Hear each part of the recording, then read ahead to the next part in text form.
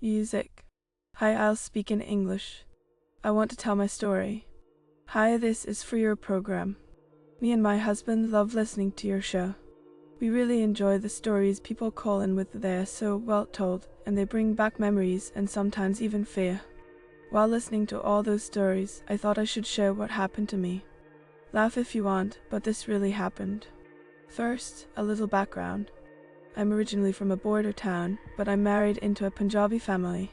I was young when all this started and not a toddler, but maybe in 5th or 6th grade, and I was living in my in-laws' house for a while.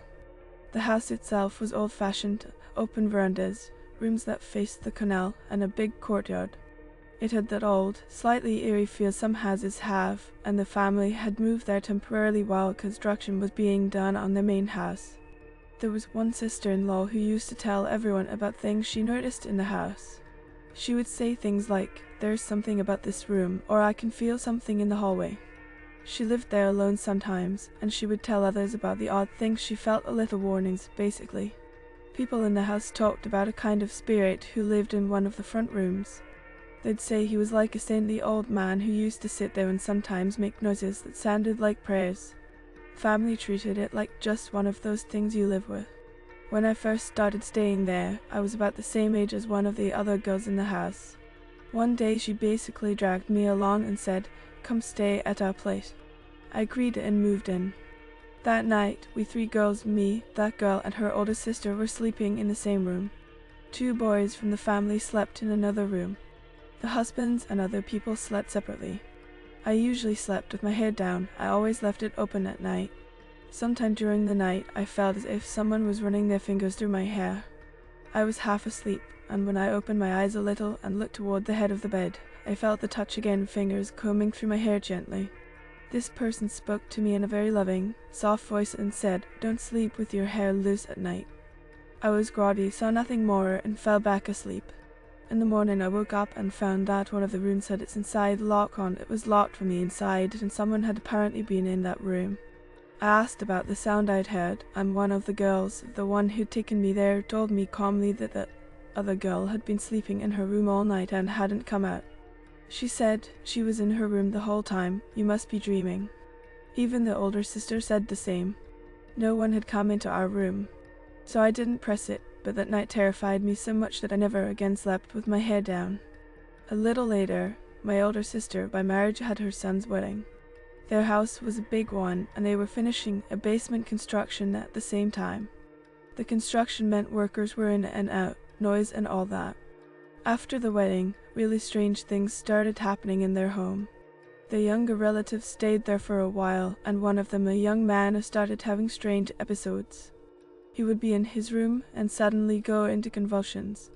His whole body would shake, blood would start coming from his cheeks. His mother would sit outside the room watching helplessly, and he'd faint. Nobody could explain it. It looked like something was attacking his body from the inside. People were terrified, neighbors came. Some thought it might be a medical issue, others thought it was spiritual. They checked him, but doctors couldn't find anything obvious.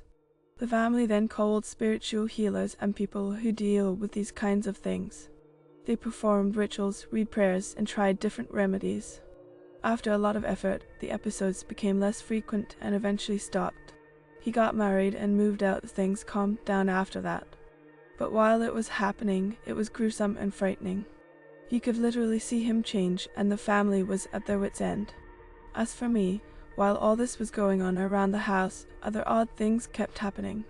People would complain about items being misplaced or feelings of being watched. There were nights I felt as if someone was walking past my bed, like a shadow floating by. I'd wake up and not see anyone, but the feeling of being stared at was very strong. It would make my skin crawl like a cloth brushing past me but not actually touching, that kind of sensation. One cold winter, when I was in my 2nd year of college, something else happened. It was early morning. My sister had to leave for school and she got up and left. The house was quiet. I went back to bed for a little rest. Later, I woke up and felt a presence in the room, like someone was looking right at me. I opened my eyes and there was a person sitting there, staring straight at me. I can't describe the expression. It was a blank face, intense eyes, and no emotion. It was the same person I had seen briefly earlier that day, the one who had been walking around the house. He was just sitting there staring. When I saw him, I froze. My body shook. I pulled my blanket over me and pretended to be asleep, hoping he would leave. I was filled with fear, but also with this strange certainty that if I moved, he would do something.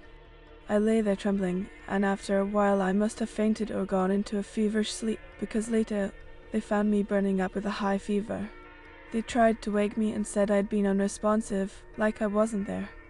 I remember nothing between seeing him and waking up later sick. After that, my family did a lot of things to make the house feel safer.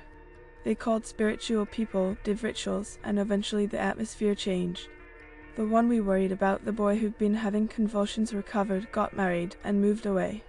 The strange occurrences slowed down and, over time, stopped. I wanted to share these incidents with you because your show helped me realize I wasn't alone in experiencing these things. I hope you'll include my voice and story on your program. Thank you for listening.